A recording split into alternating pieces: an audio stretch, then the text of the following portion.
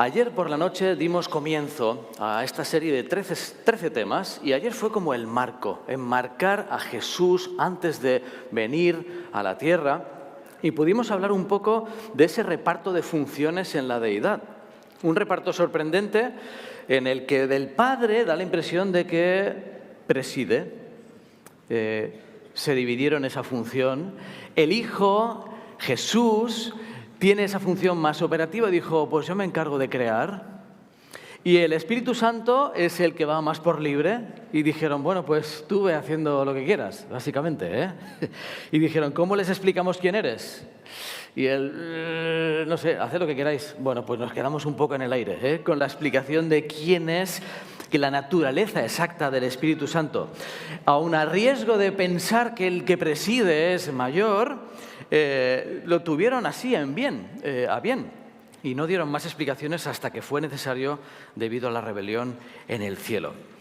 En esta mañana vamos a introducir un tema, lo he introducido en la serie porque representa un cambio de guión en la historia y representa los efectos a largo plazo de nuestra actitud en el plan de salvación.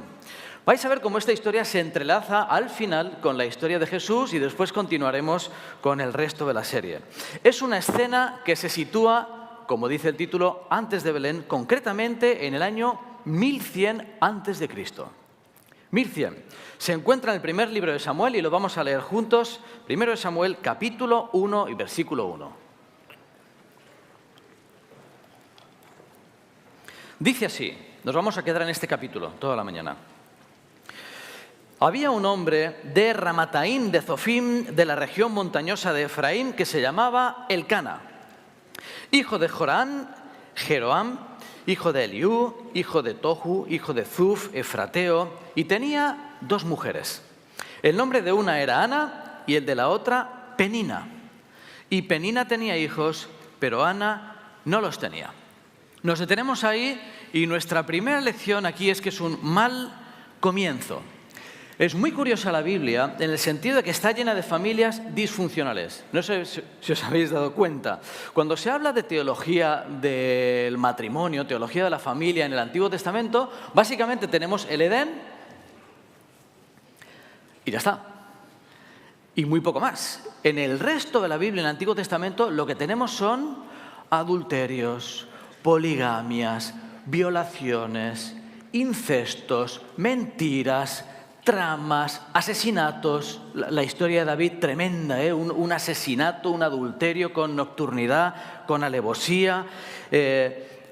Tremendo lo que ocurrió con Urías. Nuestras historias personales, la verdad es que son parecidas. Y lo curioso es que la Biblia no lo esconde. A veces idealizamos quizá desde niños, ¿no? Con las historias de la escuela sabática, con el fieltro, y sale ahí Abraham, ¿verdad? Con la cara angelical, y sale Sara con la cara angelical, y sale el rey David. Pero si rascamos un poco en las historias, son un desastre. Pero un desastre violento. Son muy feas estas historias. Y con esto va trabajando Dios lo que puede, con alfileres en la historia, hasta llegar a nuestros días. Por eso, de alguna forma, es fácil identificarnos con ellos. En nuestra historia, nos dice Patriarcas y Profetas, hoy elegimos otro libro, que como Ana no podía tener hijos, Elcana se había casado con una segunda esposa. Fijaos qué sencillo. Ah, ¿que no tienes hijos? No importa, hay otro modelo por ahí. Me compro otro modelo de esposa que sí tenga hijos. Así funcionaba un poco esto. Y eso había sido el comienzo de una vida de desgracia para Ana. Nos dice que subían cada año al tabernáculo que estaba en Silo, estuvo allí casi 4 siglos, pero Penina echaba en cara a Ana que no tenía hijos, encima por castigo de Dios. No os lo perdáis. ¿No tienes hijos? Algo habrás hecho. Te lo dejo caer. Algo habrás hecho por castigo de Dios. Fijaos qué duro. Era insoportable. Versículos 6 y 7. Su rival la irritaba enojándola y entristeciéndola porque Jehová no le había concedido tener hijos. Así hacía cada año cuando subía a la casa de Jehová, la irritaba así, por lo cual Ana lloraba y no comía. Hoy en día, afortunadamente, las mujeres pueden tener vidas plenas si no tienen hijos, por decisión, por motivos de salud. pueden tener una plena realización familiar, laboral, existencial, espiritual, psicológica, de todo. Pero en esa época lo único que podían hacer para aportar sentido a sus vidas era tener hijos. Imaginaos, el lunes por la mañana el marido, levita, se iba a trabajar. Bueno, voy un rato al tabernáculo, ¿eh? Y allí pues estaba el tabernáculo y sí que estudiaba la Torá y sí que daba clases y se juntaba con los compañeros. ¿Y ella? ¿Qué podía hacer ella? Una mujer que no tenía hijos y se quedaba de ama de casa. Bueno, pues aquí estamos hoy, mirando el techo. ¿Qué más se podía hacer? Bueno, supongo que había labores por hacer en casa, pero en realidad era un problema grave. Añadido a que la otra sí tenía. Imaginaos qué le quedaba a ella. Cambiar los pañales de la otra el resto de su vida, sintiendo el dedo de Dios que la castigaba porque algo habría hecho. En el versículo 8 aparece un comentario desafortunado en el que nos vamos a detener. Dice el marido. Elcana, su marido, dijo: ¿por qué lloras? ¿Por qué no comes? ¿Y por qué está afligido tu corazón? ¿No te soy yo mejor que 10 hijos? Y ahí suena la música, ¿eh? Madre mía, Elcana nos va a servir como ejemplo. Es curioso porque en ocasiones nos cuesta gestionar las emociones del otro. Seguro que tenía buena intención y el texto se esfuerza por explicar que le daba una parte escogida porque la amaba. Pero una de las primeras cosas que hemos de aprender a hacer en esta vida es validar la emoción del otro. En ocasiones, sobre todo los hombres, nos surge no validar, sino resolver. En ese famoso libro, ¿verdad? Los hombres de Marte, las mujeres de Venus. Oye, dime qué pasa y yo lo resuelvo. Ayer mismo me llama Maijo, que está comenzando un campamento, 240 niños, un evento tremendo, tenía que alquilar el coche y luego volver, ir a Guadalajara, un lío. Y me está contando esto y a mí me empieza a surgir y en un momento de silencio suelta: no me resuelvas nada, solo escúchame. Y yo...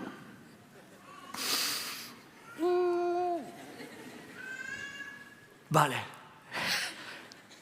Te acompaño, Gordi, te acompaño en esto. Ánimo, ánimo, estoy contigo. Ya está, no hacía falta más. Yo estaba a punto de resolver todo el campamento. A distancia. Pero no nos piden eso, no nos piden eso. Pues nada, no hay problema, acompañamos.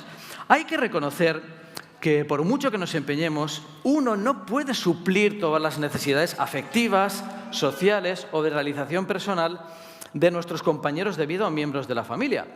Recuerdo cuando nos casamos con Maijo, fuimos a la tierra de Éder, fuimos a Madrid.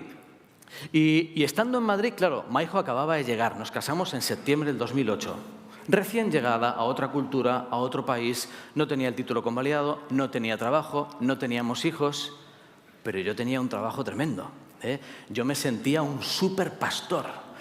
Así que estaba ilusionadísimo con las misiones que se me asignaban. Hemos contado en alguna ocasión, un día a las 3 de la mañana, suena el teléfono y me llama mi pastor jefe, Daniel, que había sido sargento del ejército, Molly, el gran Molly. Y me decía: Daniel, tienes una misión. Sí, hay una mujer de la iglesia que tiene una hija de 16 años que va a dar a luz y están muy asustadas en el hospital.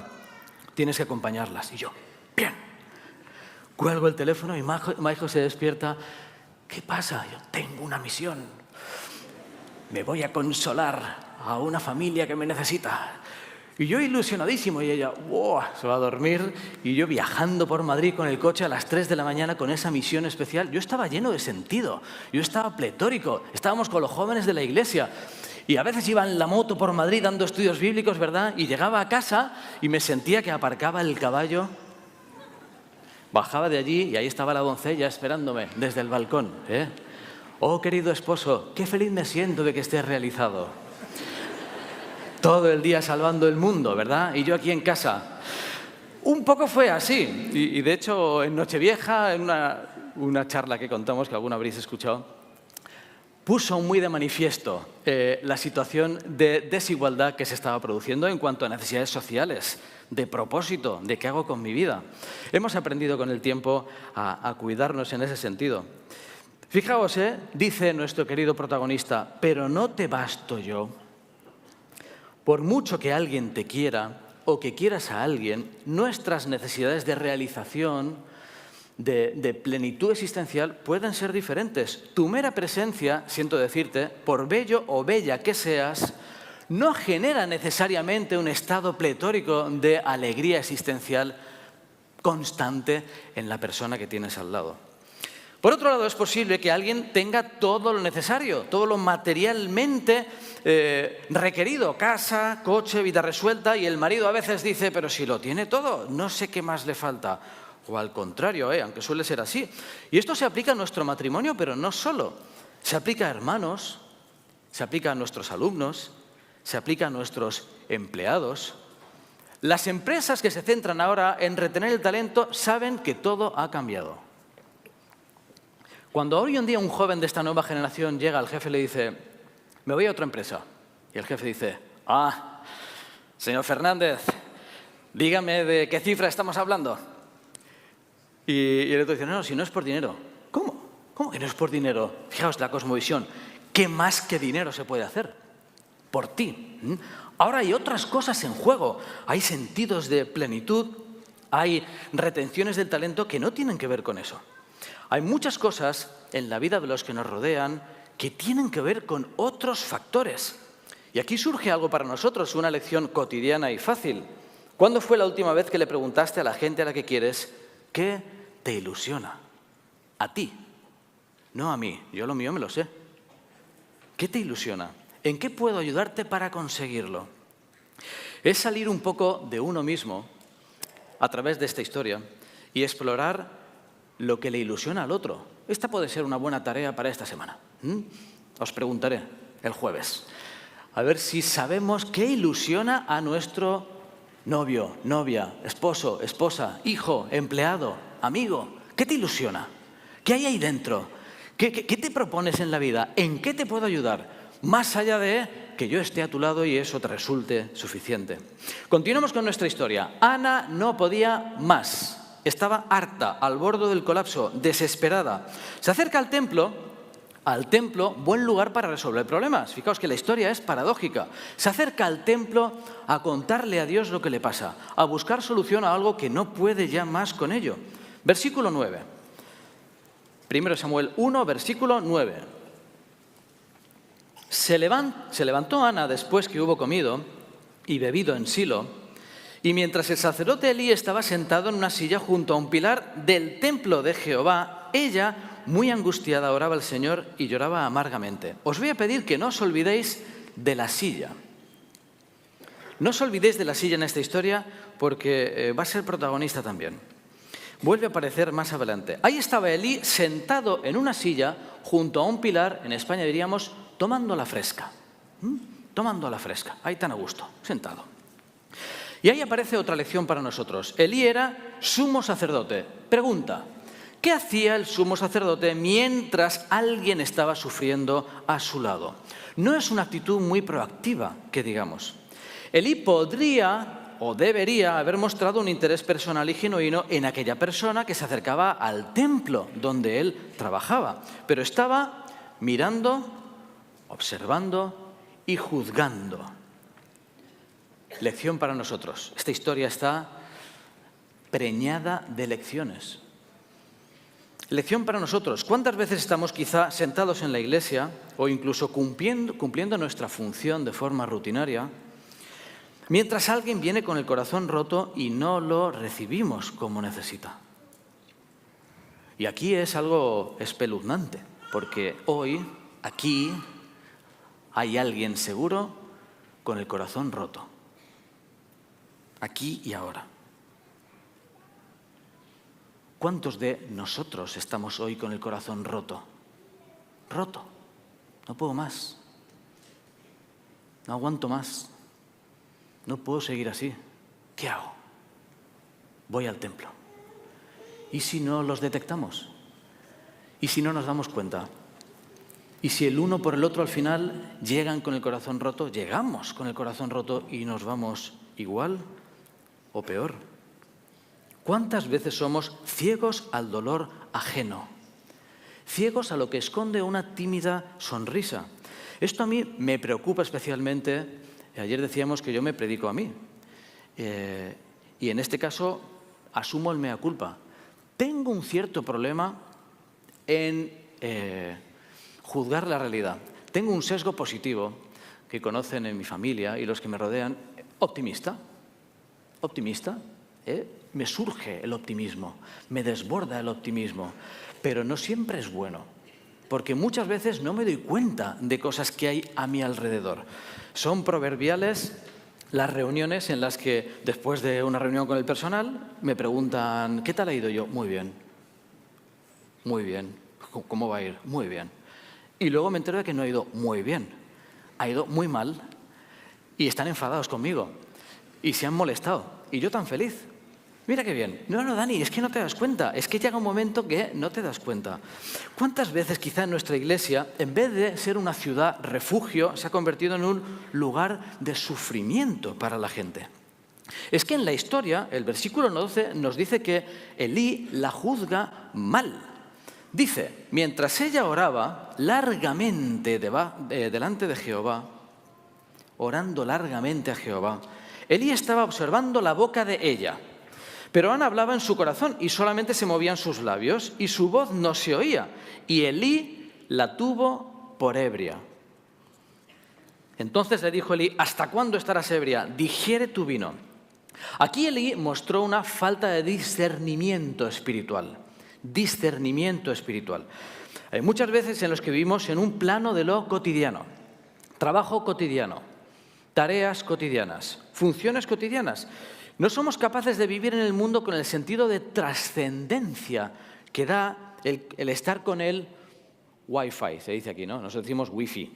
Wi-Fi apagado. Vivimos con el Wi-Fi apagado y nos perdemos ser instrumentos de bendición cuando el Señor puede activar nuestra visión trascendente.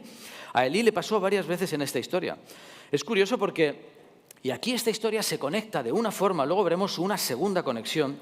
Si avanzamos hasta el nacimiento de Jesús, nos encontramos una historia parecida, muy parecida, donde en este caso Jesús es llevado al templo en Jerusalén y ahí en Lucas capítulo 2, yo os lo leo, no hace falta que vayáis allí si hace falta, nos encontramos con Simeón. En vez de sentado, Simeón estaba pendiente de lo que ocurría y con discernimiento espiritual, plenamente activado, conectado con el Espíritu Santo a full, a tope. Dice, este hombre justo y piadoso esperaba la consolación de Israel y el Espíritu Santo estaba sobre él. Es la forma Reina Valera del 60 para decir esto. 100% de cobertura con el Espíritu Santo. Y le había sido revelado por el Espíritu Santo, claro, te revela cosas el Espíritu cuando te conectas a Él, que no vería la muerte antes que viese al ungido del Señor. Y movido por el Espíritu, vino al templo. Dios pudo conectar estas dos historias, el nacimiento de Jesús, que va a ser protagonista toda esta semana, con un Señor que quería verlo, que lo buscaba. Y el Espíritu conectó las historias, porque estaba atento, intentando escuchar la voz de Dios. También aparece en el mismo capítulo Ana, la profetisa, misma actitud, receptiva, plenamente abierta a la voluntad del Señor. Muy mayor, probablemente más de 100 años, nos dice. Y daba gracias a Dios y hablaba del niño a todos los que esperaban la redención de Israel. Estos dos amigos, 1100 años después, nos dejan otra lección para nosotros. Y es, la edad no es una excusa. Elí quería vivir ya de retirada. Ya los últimos años, ya arbitró. Para lo que queda, me siento un ratito aquí, contando los días para la jubilación. Mientras que Simeón y Ana, mucho más mayores, listos para el siguiente milagro. Esto me recuerda a la actitud de recepción en vóley. Cuando ahí en Sagunto estábamos en el equipo, recuerdo que nos decían una correcta, igual me he olvidado ya, una correcta recepción, pero hay gente que se ponía así. Saca. Saca. Y nos echaba ahí Eduardo Buso, argentino. Nos decía, ¿cómo que saca? Nada, había que estar así de puntillas. O sea, se recibe de puntillas y me gusta la actitud de esperando el siguiente milagro. Qué diferente forma de vivir, ¿no? Sentado apalancado o esperando el siguiente milagro. Volvemos a nuestra historia. Elí se perdió la posibilidad de bendecir a alguien roto en su interior porque no estaba abierto a la voz del Espíritu. ¿Qué pensó Elí de Ana? Lo hemos leído. ¿Cómo está esta? Borracha perdida. Borracha. Y a mí siempre me ha llamado la atención en esta historia, ¿por qué piensa eso? No es una conclusión un tanto precipitada. Vamos a ver, viene alguien, se pone a orar en silencio y dice, está borracha. Pero, oye, no sé si es un poco una conclusión muy lógica. ¿Por qué pensó eso? Respuesta, porque vivía con borrachos. Qué curioso. El comentario bíblico dice algo interesante, y es que juzgó a Ana por su propia experiencia con sus hijos. Dice, Elí, el guardián del santuario y la autoridad principal en ley y religión, juzgaba por los indicios circunstanciales y no por los verdaderos sentimientos de los adoradores. Juzgó a Ana por el criterio de su propia experiencia con sus hijos. Y ahí nos metemos en otra lección, otro zasca, decimos ahí en España, otro zasca para nosotros. Qué interesante tendencia tenemos a proyectar en los demás nuestras propias miserias, nuestras propias realidades, nuestras luchas, nuestros miedos. De ahí el refrán, cree el ladrón, que todos son de su condición. Es curioso porque hay quien ve en los demás cosas que no están, pero las ponemos. Este seguro que quería el puesto. Te lo digo yo, que lo conozco. Este lo que tiene es envidia. Hazme caso. Ese tiene problemas con la pornografía. Míralo cómo anda, mira. Te lo digo yo, ese, desastre. Y vamos proyectando aquellas cosas que creemos que los demás, vamos pegando etiquetas, vamos escribiendo títulos, vamos juzgando a la gente a nuestro alrededor, pero ¿en base a qué? En base a nuestra conexión más cercana en nuestra mente. ¡Bup! Y nos va surgiendo. Y es nuestro interior, y los psicólogos conocen, lo que se proyecta en los demás muchas veces. Muchas más de las que creemos. Muchas de las críticas que nos rodean tienen más que ver con aquellos que critican que quizá con nuestra propia actitud. Los críticos ácidos que en algunas iglesias hay, en algunas, suelen tener muchas luchas internas, muchas cosas no resueltas, muchos planteamientos rígidos, muchas frustraciones, muchos complejos. Y viven criticando a los demás, sacando veneno, y eso hace muchísimo daño. Así que Elí, volviendo a nuestra historia, no discierne la necesidad de Ana. No cumple su función, no escucha la voz de Dios, la juzga proyectando su realidad familiar, otra vez, como mi hijo. Y en realidad, por estar cerrado al Espíritu Santo, no puede ser de bendición. En todo caso, y aquí avanza la historia con una lección bonita, Dios, a pesar de Elí, responde a la oración de Ana. Y aquí nos quedamos con la lección bonita. Quizá los que te tendrían que ayudar te juzguen. Quizá los que te tenían que ayudar te traten mal. Quizá los que te tenían que ayudar te critiquen. El pastor te acusa de borracha. Aquellos de los que menos lo esperabas te dicen que no eres digna de estar en la casa de Jehová. Y vamos a rozar un tema escabroso. ¿Te ha hecho daño la iglesia? Queridos amigos de Vida Sana, a veces nos hacemos daño entre nosotros. Sin querer. A veces queriendo. Pero nos hacemos daño. Y a veces son los que menos deberían hacerlo. Quizá algún líder religioso te ha hecho daño. ¿Alguien de tu familia? La historia de Ana nos dice algo muy sencillo. No te rindas, no desesperes, tú sigue orando. ¿Sabéis por qué? Porque afortunadamente en la relación con Dios no hay intermediarios. No hay intermediarios. Eres tú y Dios y tú. Y como dice la canción, Dios oye, Dios sabe, Dios ve. La relación con Dios es personal e intransferible. Afortunadamente, no dependemos de gente que por en medio quizá nos haga daño. Y sabéis, Dios juzgará a todo aquel que teniendo una responsabilidad espiritual y teniendo la capacidad de ayudar haya generado dolor. Y esto no es un bien, que se fastidie, que sufra. No, porque sabéis, amigos, desgraciadamente en ocasiones ni siquiera es a propósito. A veces vivimos con cadenas, como vamos a ver, donde uno hace sufrir al otro y a continuación repetimos la misma historia. Elí se dio cuenta de la situación, la despidió en paz y Ana tuvo un hijo. Al final de ese mismo capítulo, suben de nuevo a Silo y llevan a Samuel, cumpliendo la promesa que había dicho Ana, y lo dedicó al Señor. Quizá tenía unos 3 añitos el niño, y nos dice que lo dedicó a Jehová para siempre. La historia sigue en el capítulo 2, porque después del cántico de Ana, entramos a otro episodio muy curioso. Primero de Samuel, capítulo 2, versículo 12, nos dice: los hijos de Elí eran hombres impíos y no tenían conocimiento de Jehová, Ofni y Finés. Y aquí vamos con otra lección, lleno de lecciones este capítulo. Hay una triste realidad y es la siguiente: tu padre puede ser el sumo sacerdote, el anciano, puede ser escritor, puede ser evangelista, puede ser youtuber crack. Me da igual. Me da igual. La fe y la relación con Dios no son heredables. Una vez escuché la frase que decía: Dios no tiene nietos. Mi padre. Mi padre, ¿te acuerdas? No. ¿Y tú quién eres? Dios no tiene nietos. Y desgraciadamente es en la transmisión de la fe donde más fallamos como iglesia. Conocemos las estadísticas que dicen que si no se hubiese hecho nada de evangelismo, no hubiese venido nadie nuevo a la iglesia. Simplemente los hijos de nuestra iglesia se hubiesen quedado, dicen que habría más del triple de adventistas en el mundo. Simplemente así. Está claro que cada uno es libre de decidir. Y si tus hijos hoy, todavía o por ahora no están en la iglesia, no puedes vivir atormentado con ¿qué hiciste mal?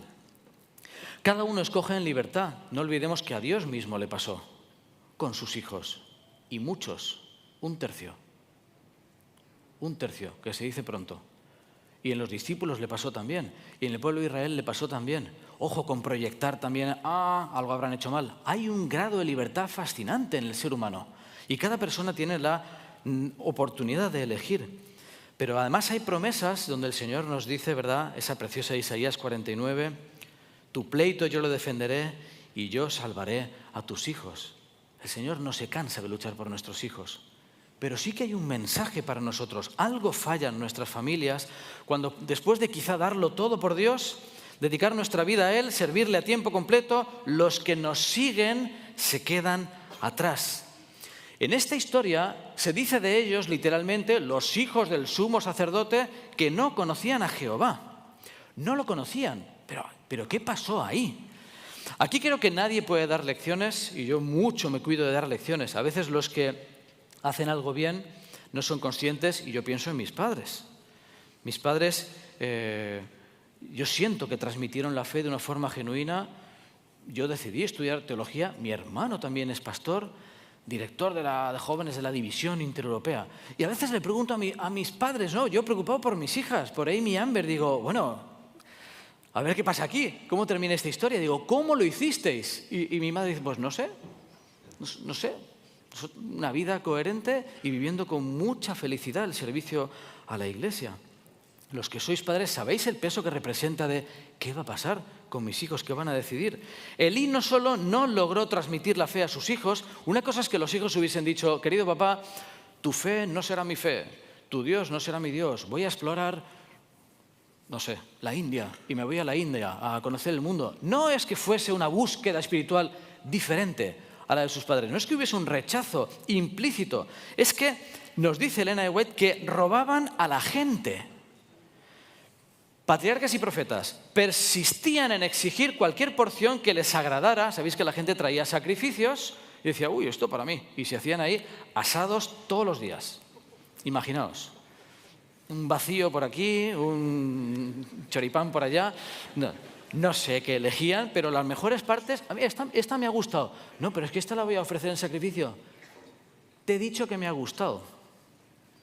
Ya, pero es que lo voy a ofrecer en sacrificio. Bueno, déjala. Y la robaban, se la llevaban, hacían extorsión. Dice ahí, si les era negada, amenazaban con tomarla por la fuerza. Hablamos de un cártel montado allí, unos mafiosos a la puerta del santuario con un tráfico de carne y choripanes. Elí lo sabía y ¿qué nos dice? Y no hizo nada. Fijaos, otra lección para nosotros, la inacción en la educación es uno de los mayores errores. ¿Sabéis por qué? Porque implica rendirse.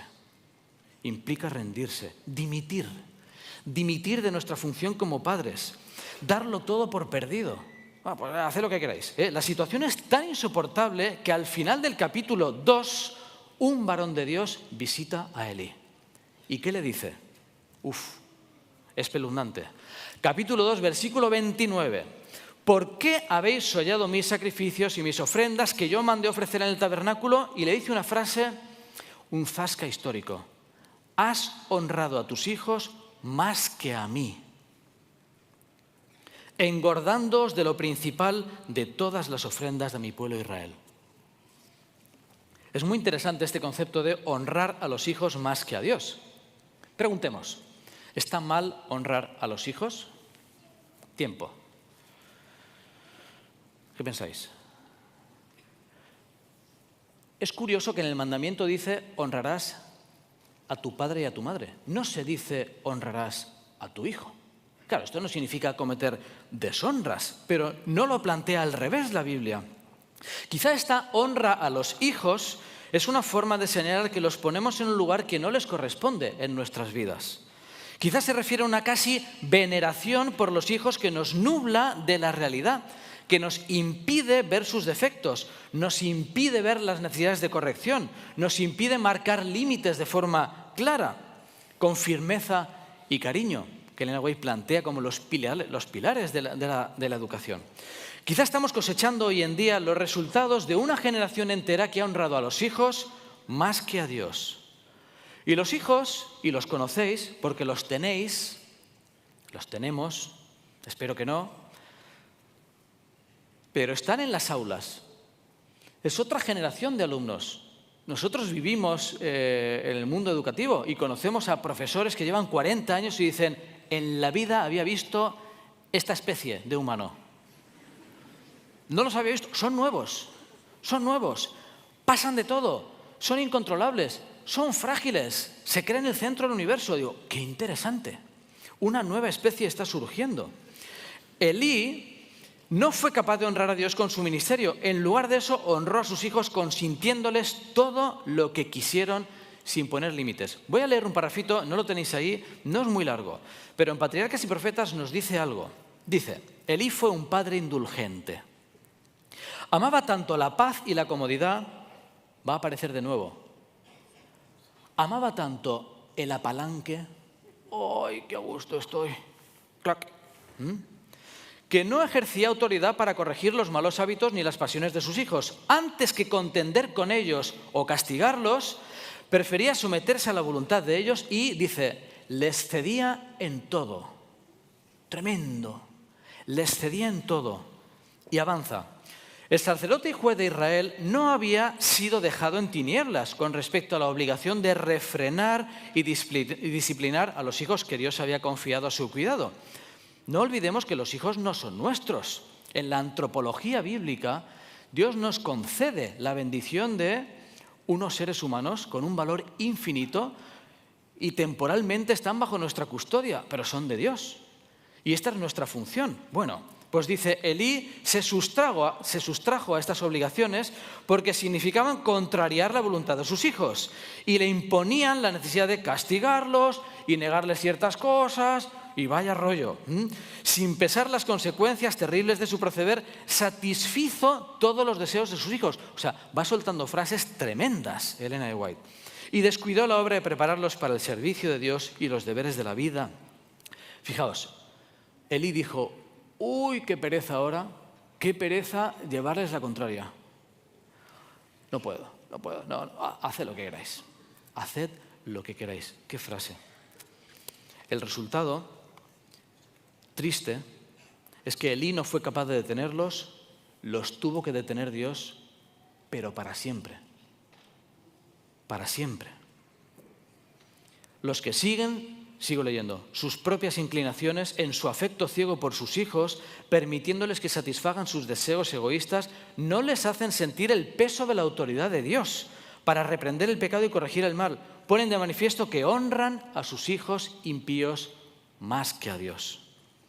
Sienten más anhelo por escudar la reputación de ellos que por glorificar a Dios. Y tienen más deseo de complacer a sus hijos que de agradar al Señor y mantener su servicio libre de toda apariencia de mal. Hay un autor que es Antonio Marina, un educador español muy conocido, que escribió un libro titulado Inteligencia Ejecutiva. Dice en este libro que es necesario aprender a obedecer para un día llegar a obedecerse a uno mismo. Y es muy interesante el concepto, es como una aplicación que se instala. Si el niño es capaz de aprender a obedecer, y a veces obedecer porque sí, y se instala esa aplicación en su vida, de mayor es capaz de obedecerse a sí mismo. Un niño que no es capaz de aprender a obedecer a nadie, cuando es un lunes por la mañana y no le apetece levantarse, su propia respuesta es, pues no voy. Pues no voy. Porque no soy capaz de obedecerme a mí mismo. Y avanzan en el mundo sin timón. Un barco sin timón. No me descargué de niño la aplicación obediencia. Es muy interesante porque Elena White, unos cuantos años antes, dijo una frase que ha generado cierta polémica, pero es muy curiosa. Se les debe enseñar a los niños a obedecer antes de que tenga edad suficiente para razonar. Y a veces nos equivocamos. Te voy a explicar. Y sabéis que los niños, ¿y por qué?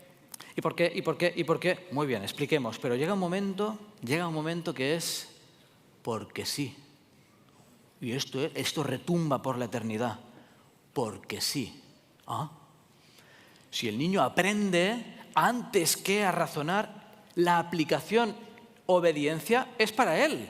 Esto no es una obediencia ciega de por vida, papá, ¿qué hago? No, es que te he regalado el don de obedecerte a ti mismo. Bienvenido a la autonomía el resto de tu vida. Así que, mensaje para los niños que estáis aquí hoy presentes. Se os acabó la fiesta. Sabemos lo que estáis tramando. Se acabó. Lo siento. Lo vamos a hacer con mucha firmeza y mucho cariño, pero hasta aquí hemos llegado. Sí, os veo ahí. Retomamos la historia. Capítulo 3. Elí vuelve a aparecer, pero esta vez durmiendo en sus aposentos. Fijaos, Elí, nuestro querido y torpe amigo, querido, ya le tenemos casi cariño a Elí, desastre de vida. No escucha la voz de Dios. Y esto lo hemos leído muchas veces y nos hemos centrado en el querido Samuel, ¿verdad? Samuel escucha la voz de Dios, pero se nos olvida un detalle en la historia. Es Elí el que no la escucha. Samuel escucha y va para allá. ¿Qué quiere, mi señor? ¿Cómo que? Tú vete a dormir. Vete a dormir. ¿Qué dices de voces por la noche? Vete a dormir. 3 veces. A la tercera, Elí se da cuenta de que es Dios el que está llamando a Samuel. En la historia se repite vez tras vez. Elí no se entera. Elí no escucha la voz de Dios. No se da cuenta de la necesidad de Ana, no es capaz de corregir a sus hijos que deshonran a Dios, no escucha la voz de Dios mientras que un niño que tiene en su casa sí la escucha, y nos deja la triste escena de un líder espiritual que no es capaz de escuchar a Dios. Llamado a ser líder espiritual, no puede percibirlo, no se deja usar, y Samuel recibe un terrible mensaje. Versículo 13. Le mostraré, capítulo 3, versículo 13. Le mostraré que yo juzgaré su casa para siempre por la iniquidad que él sabe. Aquí no habla de que no lo sabía, lo sabe. Dice, porque sus hijos han blasfemado a Dios y él no los ha estorbado. Queridos amigos, no es tanto lo que haces, sino lo que no impides que ocurra. El versículo 18 dice, Samuel se lo manifestó todo, sin encubrirle nada, y él dijo otra frase célebre. Dice lo siguiente, Jehová es, haga lo que bien le pareciere. Que haga lo que quiera. Claro, aquí hay 2 formas de leerlo. Una es, oh Jehová, que se cumpla su voluntad. Imaginaos, quizá lo hemos leído así muchas veces, pero aquí hay otro mensaje. Dice, bueno, Jehová es haga lo que le pareciere. ¿Cómo que haga lo que le pareciere? Es curiosa la actitud derrotista de Elí en toda la historia. ¿Sabéis? No es la primera vez en la Biblia que Dios dice algo y luego no lo hace, porque hay un cambio en la persona que recibe el mensaje. Ejemplo, Nínive. De aquí a 40 días la ciudad será destruida. Imaginaos que Nínive estuviese llena de Elís. Y dice, ¿qué? Que nos van a destruir. Bueno, Jehová es que haga lo que quiera. Vamos a seguir aquí a la silla. 40 días tengo, ¿no? 40 has dicho. Vale, bueno. ¿Qué hubiese pasado con Nínive? Segundo ejemplo, Acab. ¿No has visto cómo Acab se ha humillado delante de mí? Pues por cuanto se ha humillado, se le había dicho que iba a morir. Delante de mí no traeré el mal en sus días. En los días de su hijo traeré el mal sobre su casa. Ezequías. Ordena tu casa Ezequías. Ordena tu casa porque morirás, si no vivirás. Isaías 38, 1. Pero luego Ezequías se arrepiente, mismo mensaje, oye, vas a morir. Voy a morir. ¿Quién lo dice? Jehová. Bueno, Jehová es que haga lo que quiera. No. Se arrepiente, ora, suplica y dice, he oído tu oración y he visto tus lágrimas, he aquí que yo añado a tus días 15 años. Es decir, el ser humano recibe mensajes, pero es capaz de cambiar la historia si reacciona, si se arrepiente, si hay un cambio. En Elí no hay reacción. No lucha por cambiar la realidad, no se humilla y nos deja la incógnita, ¿qué hubiese pasado con la familia de Elí? Y luego vais a ver hasta qué punto llega este desastre. Es increíble.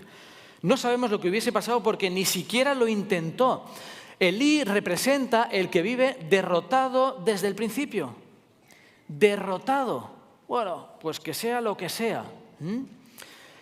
¿Sabéis? Hay una lección aquí. Puede parecer que no hay nada que hacer, que está todo perdido, que ante los mismos ojos de Dios no hay solución para lo que estamos viviendo. Pero la Biblia nos transmite la misma idea. No dejes de luchar.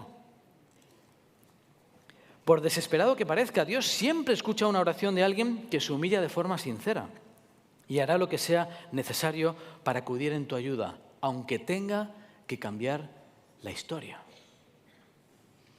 En esta historia, los hijos de Elí acaban muriendo. Insisto en que nos quedará la duda siempre qué hubiese pasado si hubiese reaccionado. Mueren. En el capítulo 4 nos cuenta, 4, versículo 12. Corriendo de la batalla, un hombre de Benjamín llegó el mismo día a Silo, rotos los vestidos y tierra sobre su cabeza. Y cuando llegó, he aquí que Elí estaba, ¿dónde estaba Elí? Sentado en su silla favorita, vigilando junto al camino, porque su corazón estaba temblando por causa del arca de Dios. Y versículo 18, y aconteció que cuando él hizo mención del arca de Dios, Elí cayó hacia atrás de la silla al lado de la puerta y se desnucó y murió, porque era hombre viejo y gordo, viejo y pesado. Había juzgado a Israel 40 años. Claro, ¿qué había hecho en su vida, verdad? Triste final para alguien que había sido llamado a ser un líder espiritual de sí mismo, para empezar. Líder de sí mismo, líder de su familia y líder de todo un pueblo. Viejo, gordo, esto es lo de menos, pero lo cuenta la Biblia. Con una vida marcada por la inacción. Fijaos, comienza sentado en una silla, aparece otra vez durmiendo sin escuchar a Dios y termina mayor sentado en la silla y durante toda su vida no fue capaz de llevar a cabo la obra para la que Dios le había llamado. El mensaje para nosotros es muy claro. ¿Dónde estás tú hoy? ¡Buah! Es que viene así, ¿eh? El mensaje es ¡bum!, tremendo. ¿Dónde estás tú hoy? ¿Estás sentado en otra silla? Y fijaos qué curioso, porque puedes estar en el lugar adecuado, el templo, pero con la actitud errónea, apalancado. No se trata tanto de dónde estás físicamente, de dónde trabajas, de cuál es tu función, de cuál es tu puesto, sino cuál es tu actitud. Es muy curioso. Quizá eso represente hoy en día la comodidad, podríamos decir. Vamos a empezar a traerlo a nuestro lunes por la mañana.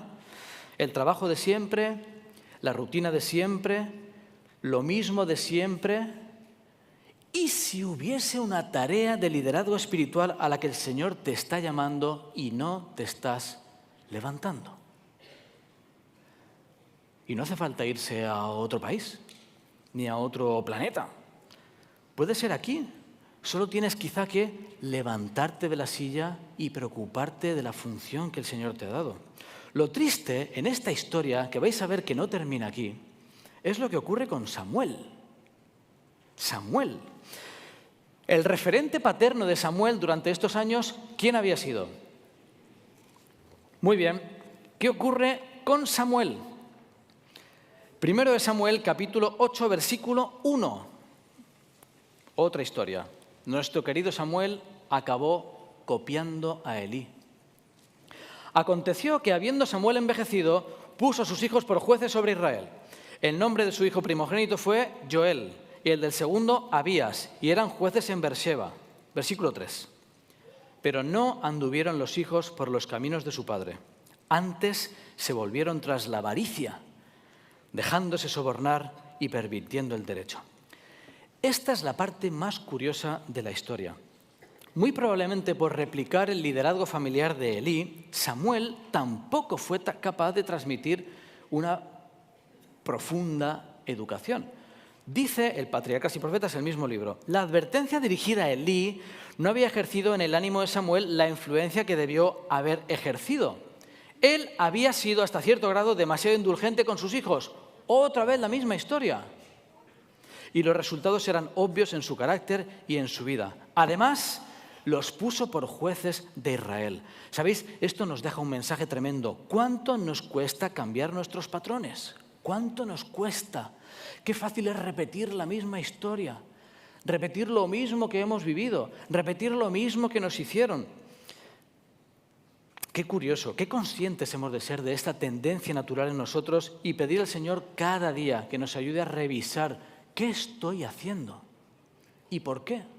¿Qué estoy haciendo y por qué? El resultado, y vais a ver qué curioso, es que el pueblo se cansó y pidió un rey. Y dices, ¿me estás contando que la actitud de Elí impactó la historia de todo el plan de salvación? Respuesta, sí. Fijaos. Primero Samuel 8:4. Entonces todos los ancianos de Israel se juntaron y vinieron a Ramá para ver a Samuel y le dijeron, he aquí tú has envejecido y tus hijos andan en tus caminos. Por tanto, fijaos, tú estás viejo y tus hijos son un desastre. Por tanto, constitúyenos ahora un rey que nos juzgue como tienen todas las naciones. En el versículo 22, Jehová dijo a Samuel, oye su voz y pon rey sobre ellos. Pero ¿sabéis qué interesante es esta historia? Por eso hablo del cambio de guión. Este no era el plan de Dios. No era plan de Dios que Israel tuviese un rey. Y dices, por culpa de Elí.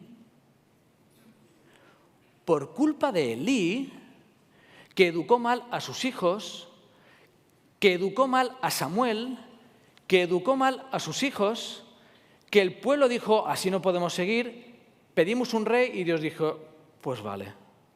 Por culpa de Elí, Israel acaba teniendo un rey, pero ese no era el plan de Dios. Dios acompañó a su pueblo en su decisión de tener un rey que probablemente no hubiesen pedido si Elí hubiese cumplido su función. Quiero ir concluyendo, queridos amigos. El tremendo impacto de una mala influencia en el plan de salvación es tremendo. Pero ¿sabéis qué? Aquí no termina la historia. Me gusta porque Dios siempre tiene giros de guión. No os conviene un rey. El pueblo insiste. Por la ausencia de liderazgo espiritual, Dios les concede un rey. ¿Y sabéis qué hace entonces Dios? Expande la metáfora del rey en toda la Biblia. No era plan de Dios que Israel tuviese un rey. Por culpa de Elí y lo que hemos visto, y Samuel acaban pidiendo un rey. Y Dios cambia el guión y dice, bueno, pues ahora voy a ser vuestro rey de reyes y señor de señores. La metáfora del rey, a partir de que Israel tiene un rey, se expande. Y no solo eso, sino que Samuel acaba ungiendo a David como rey tipo ideal. Y del linaje davídico, ¿quién acaban haciendo? Jesús como el rey ideal. Belén es llamada ciudad de David. Mañana seguiremos con Belén. Dios tuvo que usar el decreto del emperador, ¿verdad?, para que naciesen allí, pero qué bonita es esta historia y el cambio de guión. Tenemos a Ana, tenemos a Elí, tenemos una mala actitud, tenemos un desastre de familia. Dios acaba cambiando el rumbo de la historia y dice, bueno, pues ya que hemos cambiado el guión, lo cambiamos del todo. Utiliza la metáfora, aparece David y descendiente de David, un día nace Jesús en Belén. Aquí tenemos un mensaje con el que quiero terminar. Es un mensaje precioso. Atención, no os lo perdáis. Quizá en nuestra vida hayamos fallado en la propuesta que Dios tenía para nosotros o para nuestra familia. Quizá no hemos estado a la altura. Quizá hemos obligado a Dios a cambiar el plan una y otra vez. Pero me encanta este Dios que se agacha, se acerca, se sienta y nos dice, Daniel, esto es un desastre, ¿eh? Esto es un desastre, pero vamos a intentar hacer algo bueno con este desastre. Y Dios siempre lo logra. Cambia nuestros desastres en bendición, aunque tenga que cambiar el plan de toda la historia. No le importa, lo puede cambiar por ti. Dios torna los errores en bendición, porque Él es el Dios de los milagros y el inventor de nuestras familias, y Él es el que nos ayuda a cambiar patrones, a ser coherentes para transmitir nuestra fe y a darnos el liderazgo espiritual que necesitamos. ¿Sabéis? Dicen por ahí que no hago llamados. Y hoy voy a hacer 3 llamados. Pastor, 3. Primer llamado. Este es sencillo. Si de alguna forma sientes que aquí en esta semana puede estar ocurriendo algo, ven todos los días. O conéctate todos los días si nos están siguiendo. Son 13. Nos quedan 12 o 10, 11, ¿no? La idea es que podamos llevarnos de una forma especial. Es como un pacto. Bueno, venga, vale, voy a probarlo. Haz un experimento. Escucha. Ora. Medita. No te pierdas estos temas, no por mí y el acento gallego, sino porque el Señor quizá te quiere transmitir algo en esta semana. En segundo lugar, han preparado el equipo de capellanía un código QR muy especial y muy sencillo para todos aquellos que quizá digáis, oye, aquí en esta Biblia hay un montón de historias. ¿Será que hay más lecciones para mi lunes por la mañana y me lo estoy perdiendo?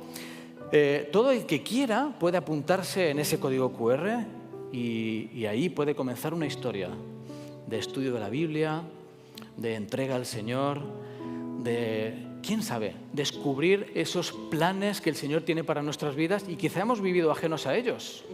Y quizá hemos llegado a un momento donde, pero ¿cuánto me he ido a saber lo que el Señor tenía pensado para mí? Quizá detrás de ese código QR puede haber un nuevo guión en tu vida.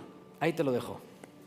Y en tercer lugar, un llamado para todos, aquellos que sintamos que puede haber algo más en nuestra vida. El llamado tiene que ver con si quizás sientes que te has apalancado un poquito, que quizás estás en la silla un poquito cómodo, que quizás nos hemos centrado en nosotros mismos, en nuestra comodidad. Sí, estamos en el templo, estamos en la iglesia, estamos en funciones de liderazgo, quizá, pero nos falta levantarnos de la silla. Así que la metáfora me viene hoy genial. Todo aquel que sienta que puede hacer un poquito más por el Señor, que se levante hoy de la silla, literalmente. Me gustaría orar por todos aquellos que digan, pues sí, me voy a poner de pie. Me voy a poner de pie porque, mira, vale que estoy en la iglesia, vale que tengo una función, pero en el fondo, sé que puedo hacer algo más. Y quizá el Señor nos está llamando a una misión nueva. Oye, tengas la edad que tengas, esto no se acaba nunca. Una nueva misión que puede ser con el que tengo al lado sentado. Tan lejos como eso.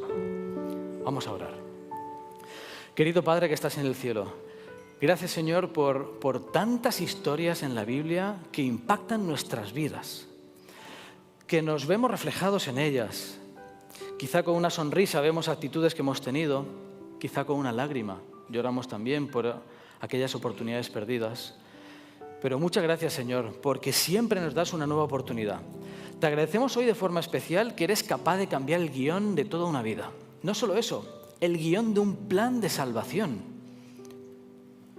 Y hoy nos invitas a levantarnos de la silla, Señor. Te pido por cada uno de los presentes, por lo que nos están siguiendo en Internet y los que lo verán dentro de años. Señor, que tu Espíritu pueda usar este mensaje, que pueda usar tu palabra, que pueda, Señor, generar una motivación nueva, una energía renovada, unas ganas de servir al que tengo al lado o hasta lo último de la tierra, Señor. Que podamos ser instrumentos de bendición y podamos cumplir esa misión de liderazgo al que fuimos llamados. Te pedimos que tu Espíritu trabaje en nuestro corazón y nuestra mente en estos días de forma especial. Señor, que puedas usarme para compartir mensajes que han estado ahí siempre, pero que quizá pueden ser aplicados de forma nueva en nuestras vidas. Que tu Espíritu planee en esta universidad, en este campus, en las redes, que toque corazones, Señor, y podamos entregarnos de nuevo a ti. Te lo pedimos en el nombre de Jesús. Amén.